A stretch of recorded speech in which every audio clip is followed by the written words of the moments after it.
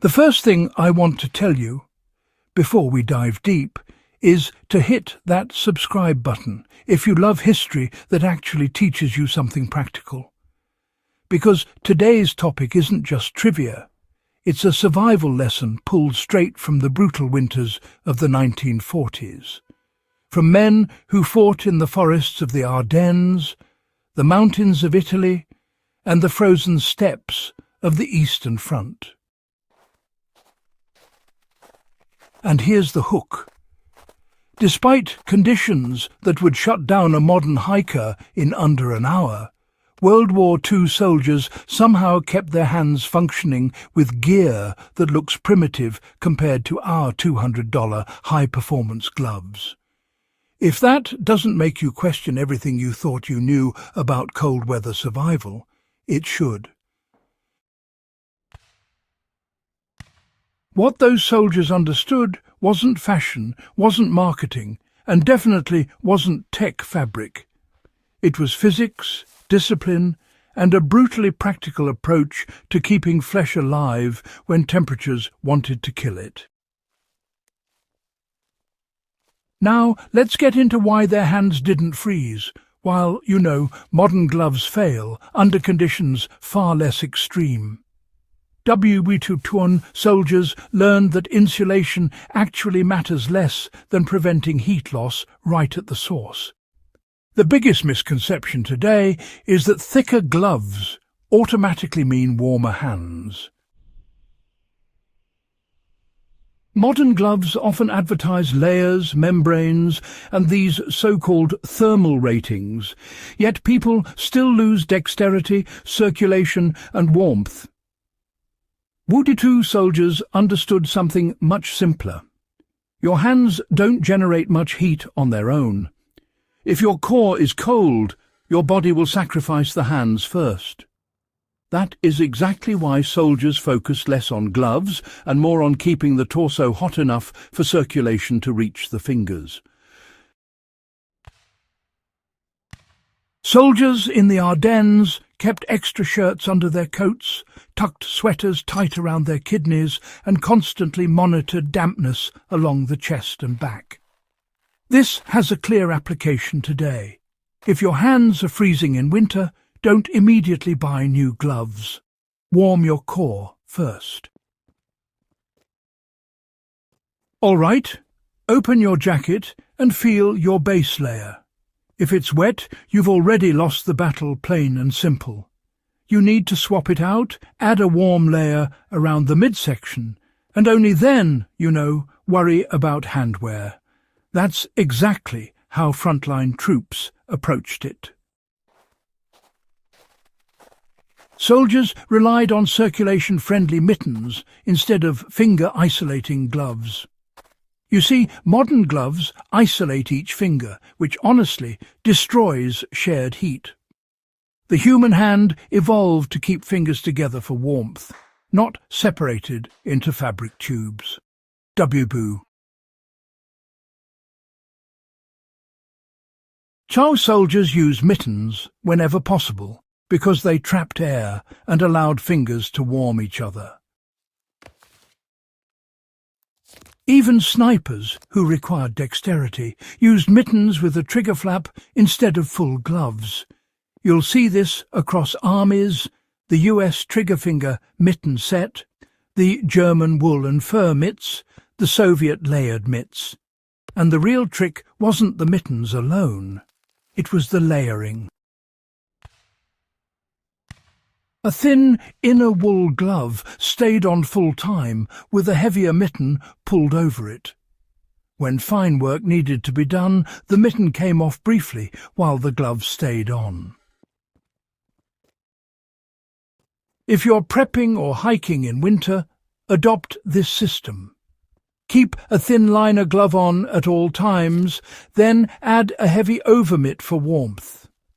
When handling tools, you pull the mitt off only long enough to complete the task.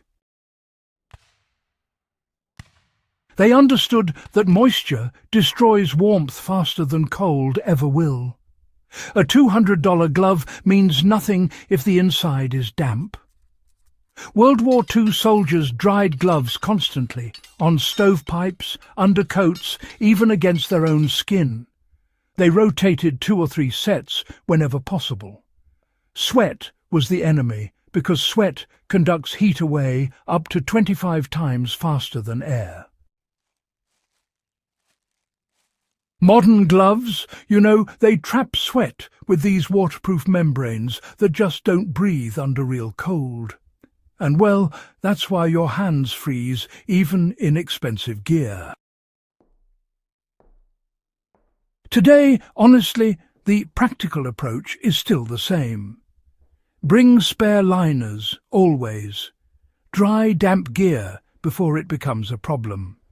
And don't let a waterproof shell fool you into thinking you're safe.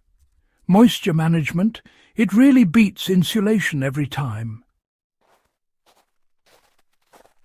They used natural fibres because, well, wool keeps insulating even when wet. Wool isn't glamorous, but soldiers trusted it because it works. When wet, wool still traps air and keeps hands alive, something synthetics, frankly, struggle with unless they stay completely dry. Soviet troops used rough wool mittens inside larger canvas covers. US troops used knitted wool liners. Even German mountain troops carried boiled wool gloves because they performed in slush, snow and freezing rain. If you're serious about cold weather reliability, build your winter hand system around wool liners. They're cheap, durable and historically proven.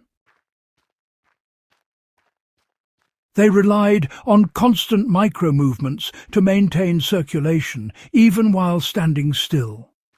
A soldier on guard duty couldn't jog in place. He still needed to keep his hands alive. Arm swings, finger pumps, shoulder rotations, small movements done every few minutes made all the difference. Many veterans describe wiggling fingers inside their mittens non-stop.